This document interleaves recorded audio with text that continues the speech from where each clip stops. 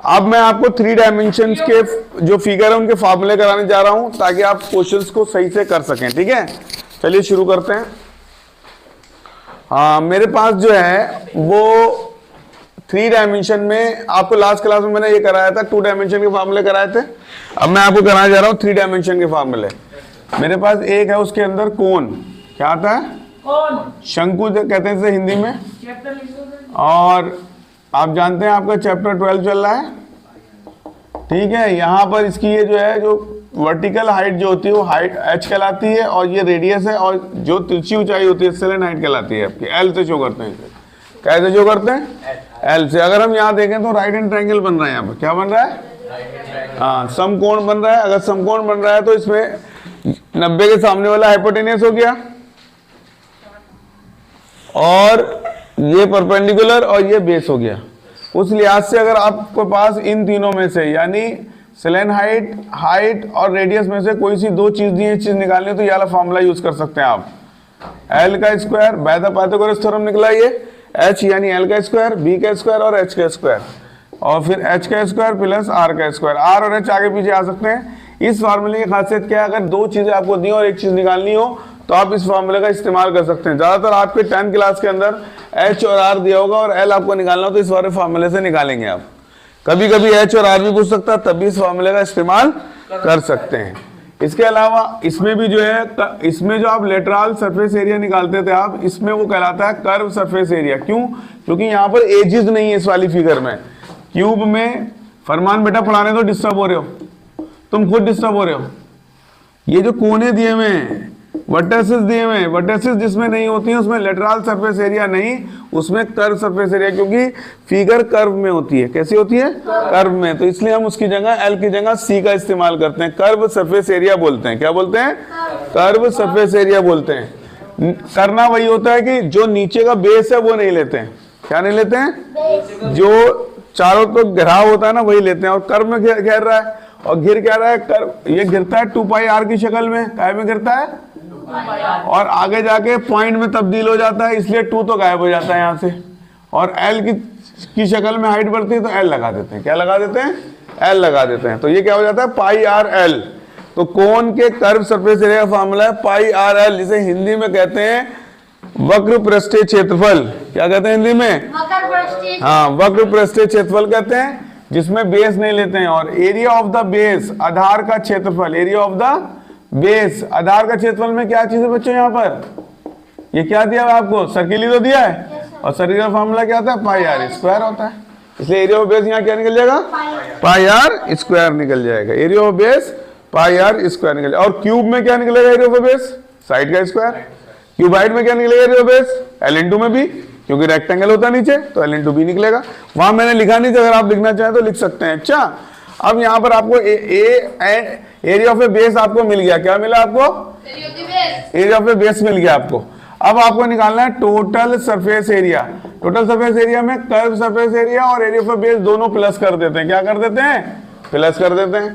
Plus करने में कुछ कॉमन चीजें हैं, जैसे क्या है भाई? पाई कॉमन है, आर कॉमन है, तो πr बाहर निकल जाता है, तो अंदर क्या बचता है? L प्लस में R। एक R ये बचेगा, एक L, ये 2 बाहर आ जाएगा। टोटल सरफेस एरिया का फॉर्मूला हो गया ये। समझ में आ गया? एक बार और समझाऊं? कर्व सरफेस एरिया में बेस को प्लस कर देते हैं, टोटल सरफेस एरिया निकल जाता है।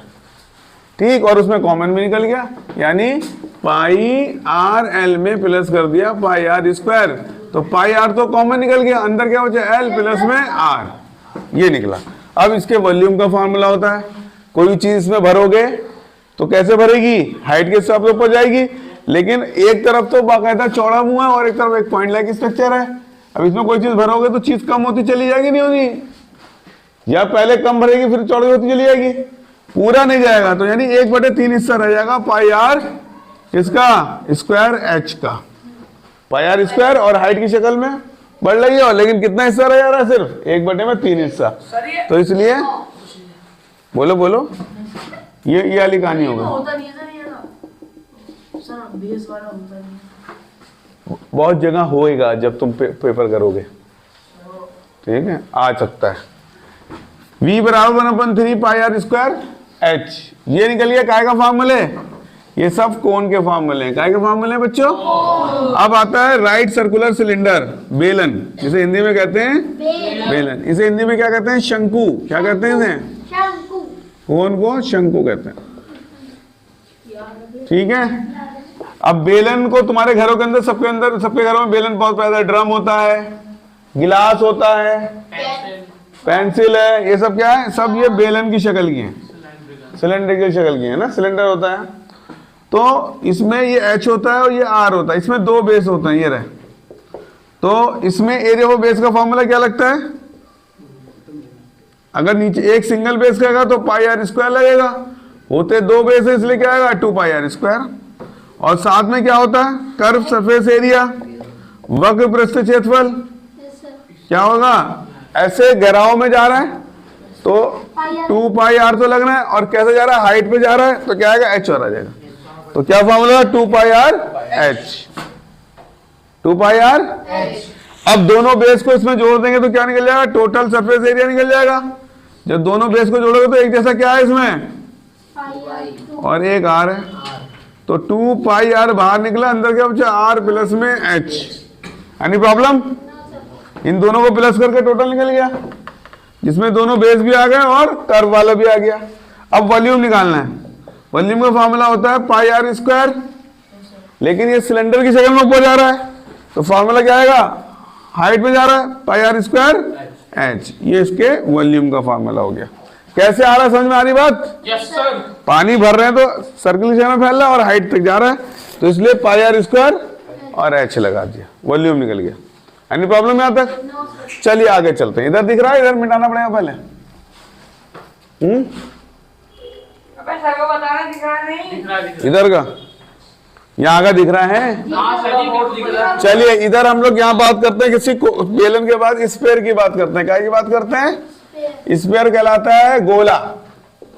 गोला खाया कभी? लड्डू, गोला खाया। लड्डू, गेम, फुटबॉल, गोला, ये सब यही है। ठीक है। तो ये गोल गोल होता है, ये सर्किल नहीं है, ये 3 डायमेंशन गोल। फुटबॉल समझ लो, just look like as a football. Football में बेस नहीं होता है, क्योंकि अगर जमीन पे रखो, पॉइंट पे रखे, रुके आगे किसी भी पॉइंट में, तो बेस तो होता नहीं। ये बेस नहीं निकलेगा ना, कर्व सरफेस एरिया निकलता है। जब बेस नहीं है तो कर्व जो भी होगा, surface area, total surface area एक ही होता है, क्योंकि बेस तो होता नहीं। तो यह लिखते हैं सिर्फ सरफेस एरिया। अच्छा, कितनी डायमेंशन में एरिया फैल रहा है? ऐसे फैलेगा, ऐसे फैलेगा और ऐसे फैलेगा। जब भी जाएगा फुटबॉल बनेगा ना, और 4 दिशाओं में फैलेगा तो क्या आएगा? 4 पाई। और सर्किल की शक्ल में फैलेगा तो पाई आर स्क्वायर तो होना है, लेकिन 4 दिशाओं में फैल रहा है, 4 डायमेंशन में, 4 पाई आर स्क्वायर। ऊपर नीचे आगे पीछे, तो कितना हो जाएगा? नीचे आगे पीछे। 4 सर्किल को इस तरह मैनेज करो, उस पर कपड़ा डाल दो तो क्या बन जाएगा? फुटबॉल बन जाएगा, नहीं बन जाएगा? बन जाएगा। तो ये है 4 पाई आर स्क्वायर, इसके सरफेस एरिया का फॉर्मूला। अब वॉल्यूम, पानी 3 दिशाओं में जा रहा है, पानी 3 दिशाओं में जा रहा है और हर दिशा में फैल रहा है बढ़िया करके, और क्या कहला रहा है? पाई आर क्यूब। कोई भी चीज ऐसे फैलेगी, ऐसे तो 3 दिशाओं में जाएगी, तो 3 दिशाओं में पाई आर क्यूब। और कितना हिस्सा रह रहा है? यहाँ चौड़ा था, यहाँ कम हो जा रहा है, यहाँ चौड़ा था, यहाँ कम हो जा रहा है, ऐसे इधर चौड़ा था, कम हो जा रहा है, इधर चौड़ा था, कम। कितना कम हो रहा है? 4 हिस्सों का 3 हिस्सा रह जा रहा है। तो 4/3 लगाते हैं फॉर्मूला। क्या लगाते हैं? ये बहुत मेहनत करके निकाले साइंटिस्ट ने, तुम्हें ऐसे ही फॉर्मूला देते रहा वो। तो V = 4/3 पाई आर क्यूब। ये हो गया वॉल्यूम का फॉर्मूला। ठीक। अब आता है, इसको अगर आधा कर दूं तो क्या बन जाता है? वो हेमीस्फीयर बन जाता है। क्या बन जाता है? हेमीस्फीयर बन जाता है, आधा बन जाता है, अर्धगोला। तुम्हारे घर में ना कटोरे होते हैं, बहुत सारे कटोरे। कटोरे पे कटोरा बेटा, बाप से भी गोरा। बाप से भी गोरा। तो यहाँ पे देख लो भाई, ये क्या है? कटोरा बन गया। अब आधा हो गया तो एरिया ऑफ बेस यहाँ पर होगा ना। एरिया ऑफ बेस क्या होगा ये बताओ? Area of base. Farman area of base यहाँ भी है, पाई आर स्क्वायर। सर्किल ही तो है। जब भी एरिया ऑफ बेस पूछे, सर्किल का फॉर्मूला लगा दो कर्व वाली चीज में। अब यहाँ पे आएगा curve surface area. Curve total surface area कितना है? 4। इसका आधा क्या होगा? कर्व हो जाएगा। 2 पाई आर स्क्वायर। और टोटल सरफेस एरिया में बेस भी प्लस कर दो, जोड़ो, इसमें कितना हो जाएंगे ये? 3 पाई आर स्क्वायर। वॉल्यूम 3 दिशाओं में पानी फैलेगा, एक नीचे की तरफ, एक इधर और एक इधर। तो फॉर्मूला क्या आएगा तुम्हारा? पाई आर क्यूब। वो भी क्या आएगा? इसका आधा 2/3। ये टोटल फॉर्मूले हैं जो तुम्हारे कोर्स तुम्हारे चैप्टर में आने वाले हैं। इन्हें उतारो, फिर हम आगे बढ़ाते हैं आप। सर्वसुख